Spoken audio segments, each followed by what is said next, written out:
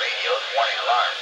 During potentially dangerous weather situations, the National Weather Service transmits a signal that automatically activates, especially those receivers, to warn of the impending hazard.